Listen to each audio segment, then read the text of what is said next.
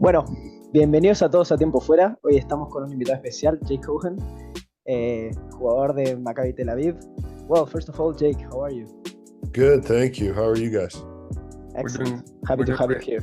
Yeah, we're really happy to have you Thank here. you. Happy to be here. With the first question, going into the questions directly, we kind of like to ask to give it a timeline to the questions, and the first one being, who or what introduced you to the world of basketball? Yeah, that was definitely my dad. He was a basketball player in college, just a small one at a Division school. So,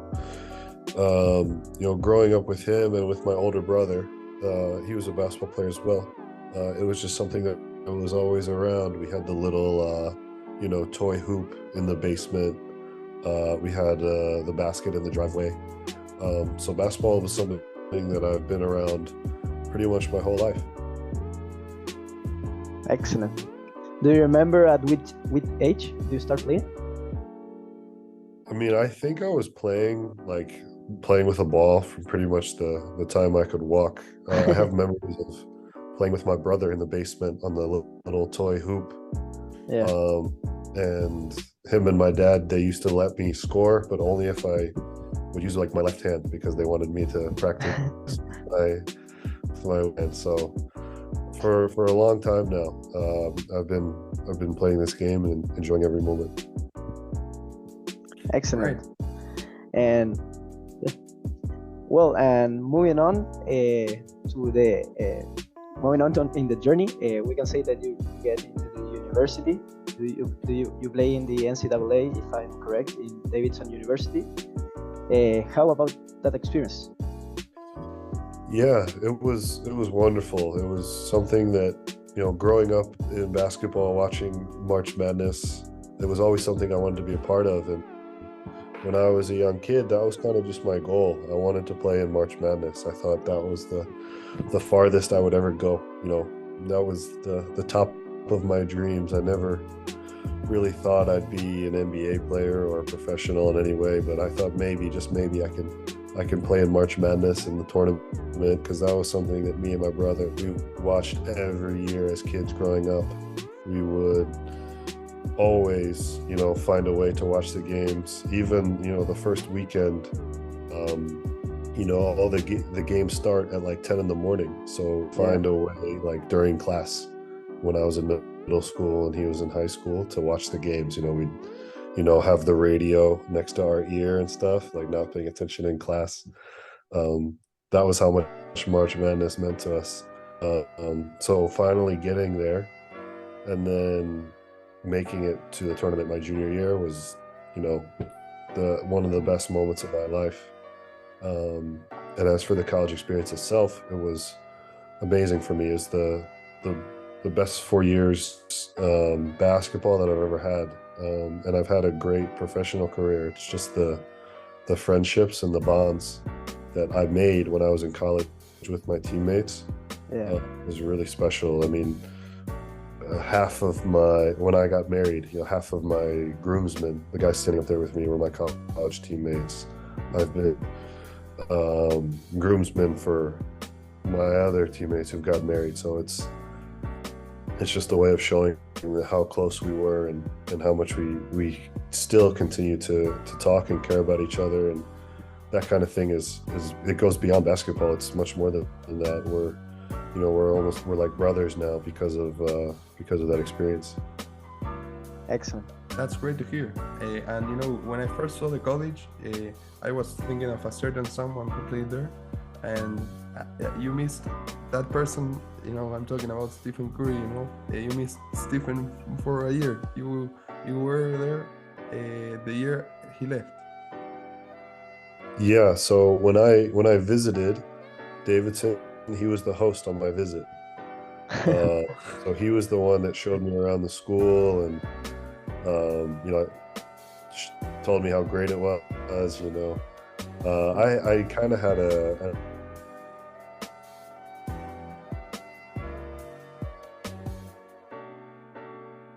wasn't gonna deceive me or anything like that. But yeah, it was really cool. What he did for Davidson is amazing. Like he elevated the school to a new level, and without him, I don't know if I would have gone there. Just because of what he did, the way he took the program to new heights, and hopefully me and the other guys that have followed have continued to elevate the program as well. Absolutely. And going into your current career, after you finished college, you went right to Maccabi Tel Aviv. You had a few clubs in the middle, but you're there right now also. What does Maccabi mean to you? They were the first ones to give the pro opportunity, and now you're there at the moment. So yeah, so Maccabi, and I've had such a long relationship with Maccabi now. It's been like my second home pretty much. I've been in Tel Aviv for 7 years, so I know the city really well. I know all the people here really well, the management, the coaches, and those kind of relationships are really important to me because there's a whole other side of basketball. It's not just playing on the court. It's getting your family flights and all this like little stuff that you might not think about, that if a club is not well run, it can be a problem. But Maccabi has always been very professional in that regard, and I've come to love my time in Tel Aviv, and most importantly, the relationships I've made here have been one of the best parts. I've worked with the strength and conditioning coach now for 7 years. That's amazing to have that kind of relationship with someone on the staff, and the team manager has been here since I've started. So that kind of stuff is really, players get to have that length of time with a European club. Most European contracts, and they bounce around from one city to the other, and I've been really lucky to have some roots here in Tel Aviv because it's a wonderful place to be. That's great to hear. Excellent. And well, talking on to this season particularly, what do you expect this season to go? Yeah, we're a really new team. We have a new coach, 10 new players. So I think we need to be a little bit patient with ourselves, because if you look at all the really great teams in EuroLeague, they have a lot of continuity. They have either the same coach or the same players coming back, and they can build on previous seasons. They have chemistry, and they know what they're doing, and that's sort of, those anchors are really important to have success in such a difficult league, because every team has talent in the EuroLeague. That's never a question, but it's how you use the talent, how you play together, that sort of thing, that it'll take some time. I think we've done a really good job so far of getting some pretty good results. Obviously, we can do better, and we dropped a few games that we should have won, but I think we're in a pretty good situation. I think we have really great guys in the locker room. Our chemistry is really good, and we're coming together nicely, but we have a lot more work to do, that's for sure. And as long as we stay on the same path, I think we'll be in good shape coming up to these next crucial months. I think so. Well, and you talked about the EuroLeague over there. It's basically the best league in Europe. Comparing it to like football, I don't know if you follow a lot of football. It's kind of like the Champions League of basketball, and there are great teams over there. But what is in particular one person in your entire career that it can be in the EuroLeague or not, but in the EuroLeague they are usually the best players. What is one player that you when he came up to in the other team, you said, damn, this is a tough player to guard, and it gives you a tough night? Well, it was when it was my rookie year with Maccabi, and I think it was like my second or third game, and we were playing against Panathinaikos in Athens, and we were watching the video to prepare for the game at Scout, and I had heard of this guy Diamantidis, but I had never really prepared to play against it. And the video I was like, man, this guy is really good. He makes the right decision all the time. He's always in control. He gets steals, he plays defense, he makes big shots. So he was really like, man, these guys are really, really good.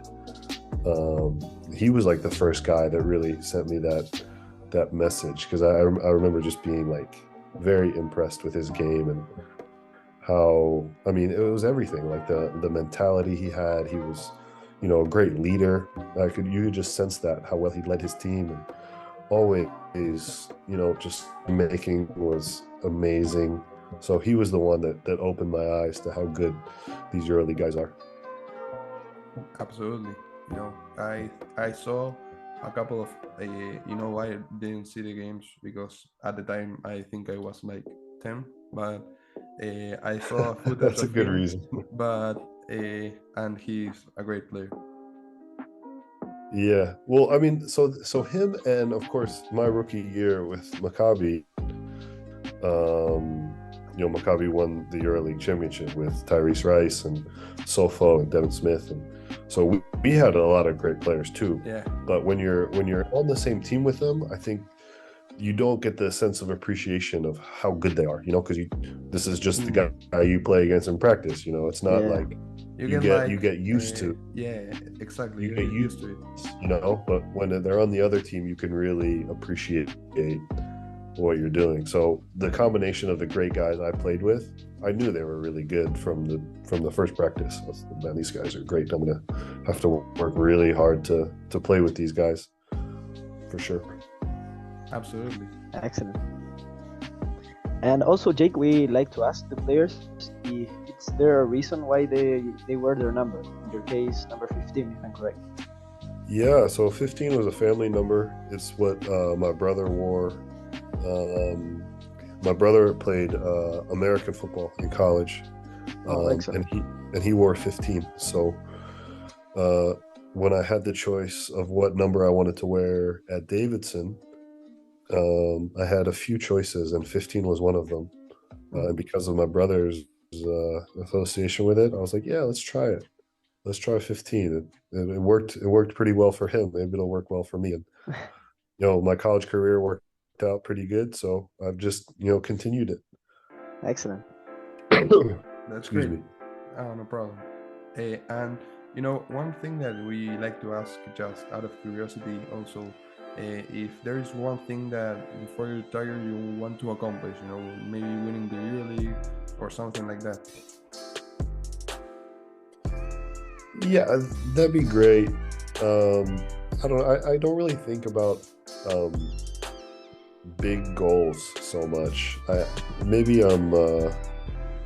probably in the minority there, because most players have these big dreams of winning titles, and of course I want to do that. Don't get me wrong. It's what I play. I play to win, and I want to win every time I step on the floor. But most of my focus is on small things, on the next game, the next practice, what I can improve as a player. And as long as I feel like I'm getting better as a player, or I'm helping my team win, I'm having a fulfilling, day. I'm having a fulfilling month. I'm having a fulfilling season. So of course it's easy for me to say, yes, I'd love to win the EuroLeague before I retire, but it's not really like, this really important goal that I feel like I need to accomplish before I retire. Of course I want to, but really just want to be the best player I can be. I want to be the best teammate I can be. And that's what's most important to me, as opposed to, titles and trophies and all that stuff.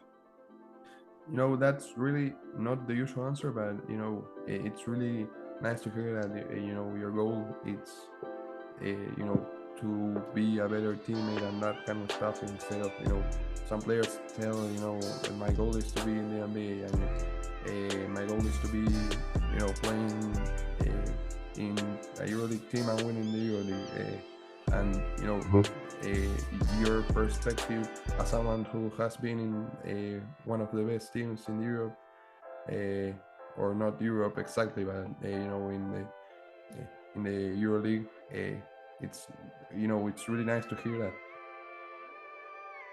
Well, I think it's easy to lose sight of your goal when you say something big like that. You say, okay, I want to win the Euro League. Well, how do you do that? That's a big picture goal.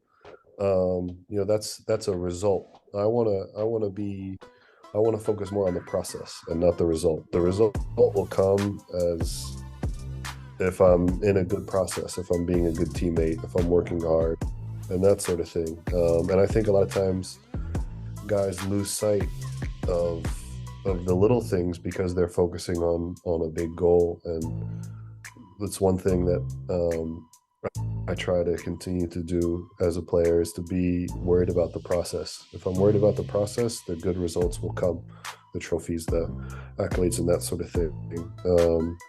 And it's also really easy to get frustrated if you're only focused on the big things like titles and trophies, and you don't achieve that. It can, killer to your confidence, to your mentality as a player. But if you're focused on little things, hey, I got a little bit better today, or I corrected this mistake that I did last week, that shows that you're getting better, and that shouldn't be taken for granted, because everything that you achieve is done through small steps. Excellent. And well, talking about those steps, what are the main things that you work on to be the best player you can be? I mean, it's nothing that would surprise you. The typical stuff: fundamentals, shooting, weight training, agility, cardio, like all that's. I'm sure you guys have heard it all before. It's nothing new, but it's the commitment to it and the repetition that's really the important thing. Excellent. Perfect. The last question of this section, there are two others, but they are much shorter.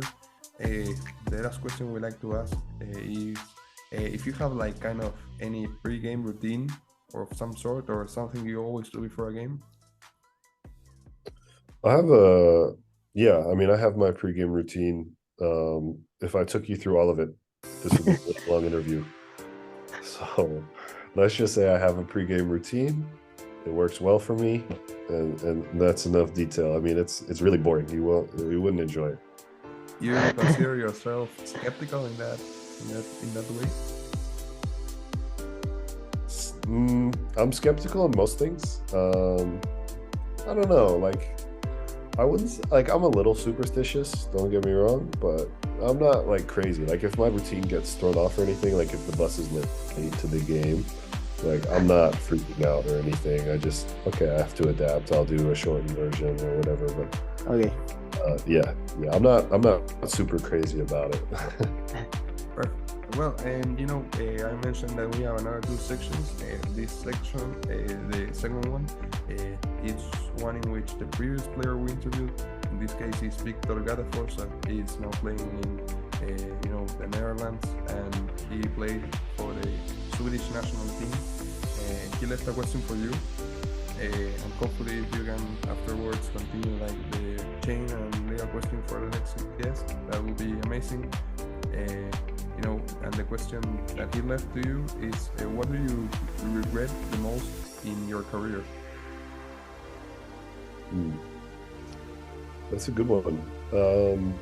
I think it's something that I continue to do. I'm very hard on myself. A lot of times, like after a bad game, for example, I'll really struggle to sleep because I'll just be thinking about, the mistakes I made and that sort of thing. And I wish I had a little bit more of a understanding attitude. Like, it's easy for me to say it now that, okay, the mistakes you made in that game, or they happen, learn from them and move on. But it's really hard to do for me, like right after the game. And it's caused me a lot of stress, and it's not fun, you don't not being able to sleep is not fun. So, but there's also a delicate balance that I think if you want to be a great player, you need to be hard on yourself to a certain extent. So you need to find that balance of holding yourself responsible.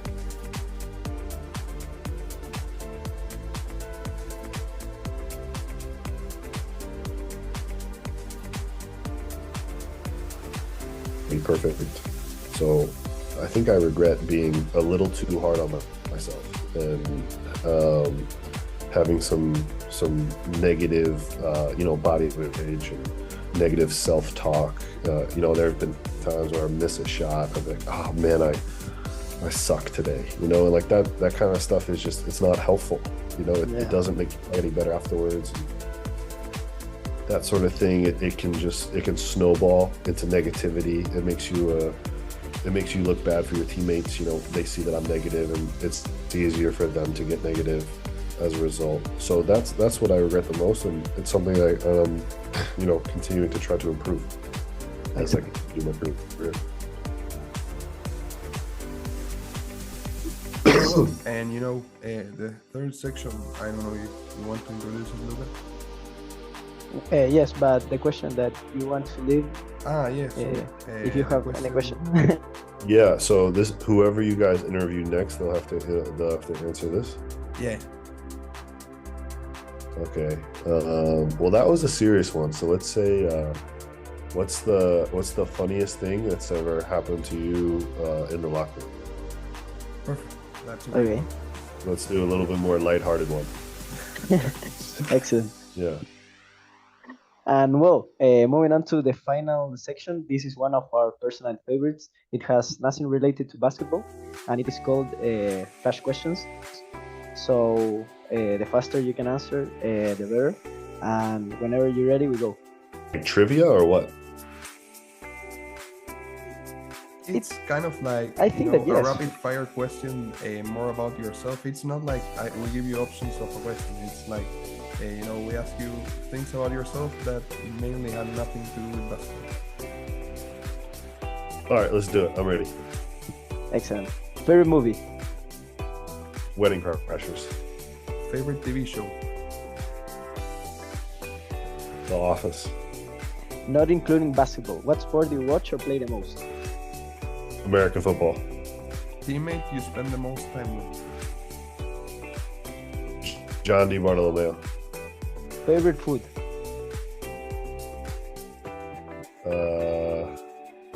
Zamparinas from Spain. Favorite video game? Super Smash Brothers on Nintendo 64. Hot or cold? Cold. One dream left to accomplish, not basketball related. I really want to be a grandfather. I'm a father now. Grandfather is the next big one. Favorite artist? Artist? Yeah. Like musical artist or any? Yeah. That's a tough one. Mountjoy. And finally, favorite basketball shoes? The Curry 9s that I'm wearing currently. Amazing. Is it because he was your host at your visit? No. The one, like, I might say that anyway, but no, they're actually amazing shoes. The grip is amazing. They're light. They look good. So, yeah. Perfect. And you mentioned John Di Bartolomeo. We actually talked to him too, to have an interview.